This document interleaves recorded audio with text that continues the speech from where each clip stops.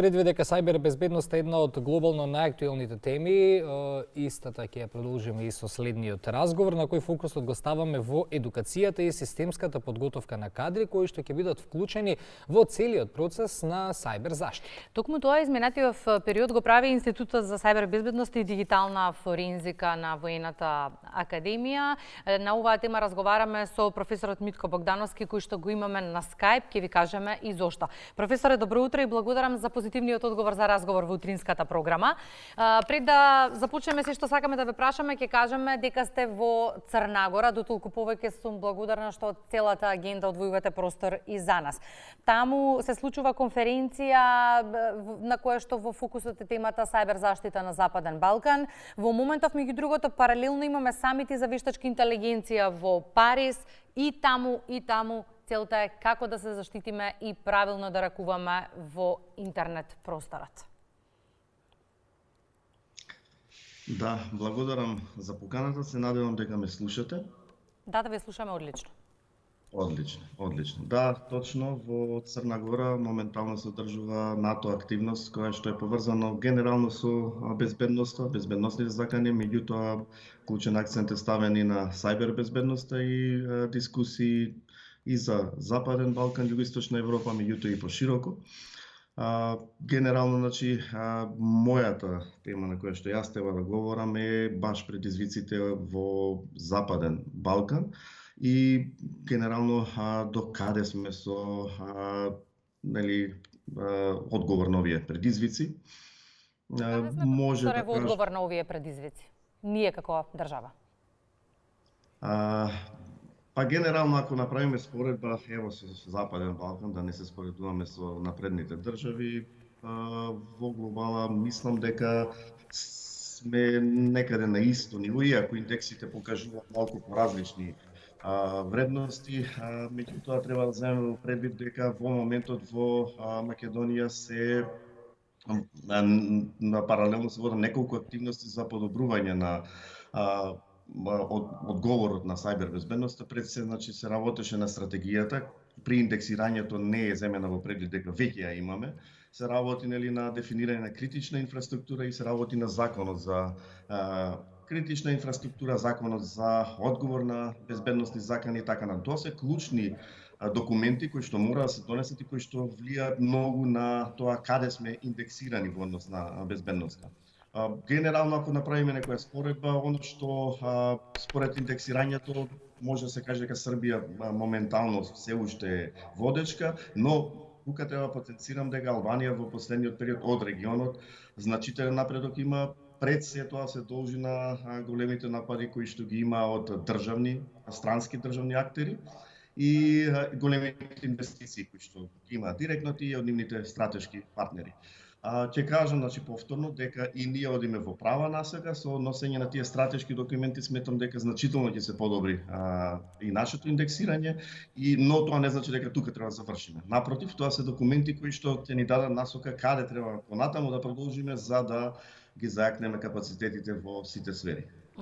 Професор, Институтот за сајбер безбедност и дигитална форензика на Воената академија спроведува и индивидуална и институционална едукација за сајбер безбедност веќе неколку месеци, а и пред малку со нашата соговорничка проговоривме за кадар кој што ни е неопходен во доменот на сајбер безбедноста, па затоа тука прашањето каков е интересот за втор циклус на студии токму на оваа тема и продуцираме ли доволно кадри кои што ќе може да го надоместат недостатокот?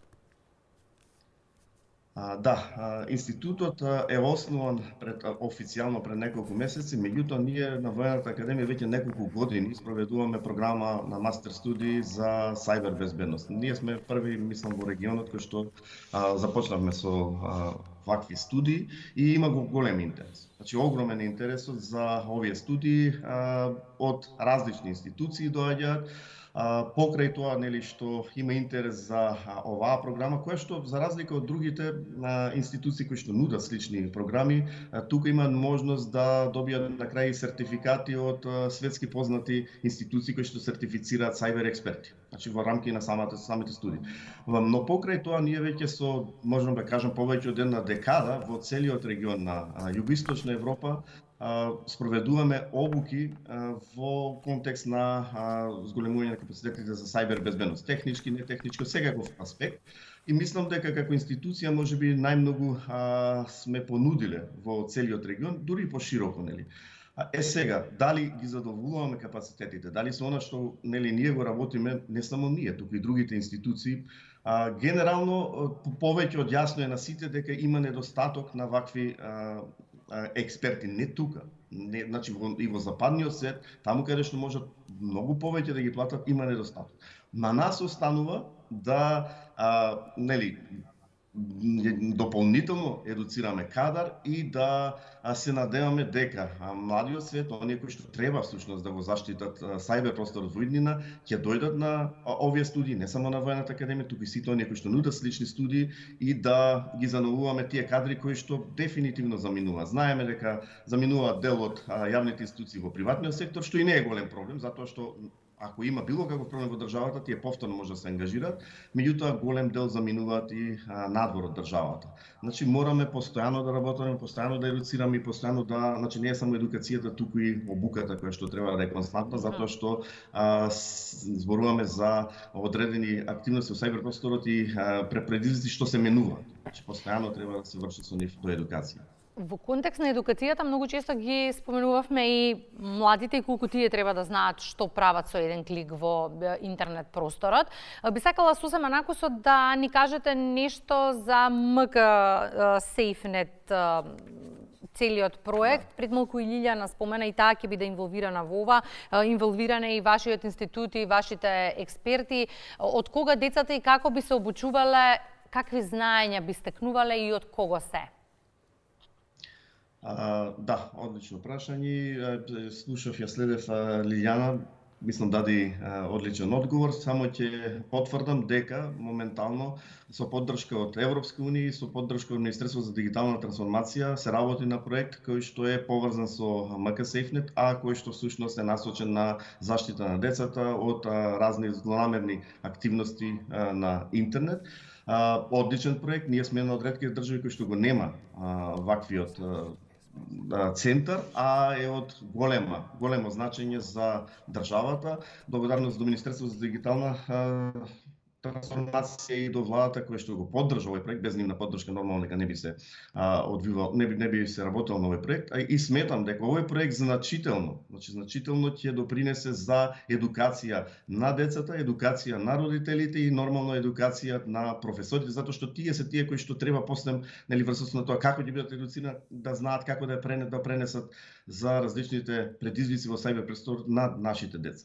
Значи ова е еден значителен голем проект и за кратко време, мислам веќе е отпочнат овој проект, за не повеќе од година дена сметам дека центарот ќе биде функционален и нормално после ќе се надоградува, ќе се подобрува, меѓутоа ќе имаме еден функционален центар кој што ќе помага и на родителите, и на децата, и на професорите во училиштето. Ке потсетим уште еднаш безбедноста на сајбер безбедноста на Западен Балкан институционално е тема во фокусот на конференцијата на која што сте вие деновиве. Посакувам убав помен, па повраќањето од Црнагора да ни дојдете овде во студиото 3 на македонската телевизија да видиме што се зборуваше таму и кои беа заклучоците. Може така? Секако, благодарност за поканата. Ви благодариме, професор Митко Богдановски од Воената академија генерал Михајло Апостолски во Македонија наутро.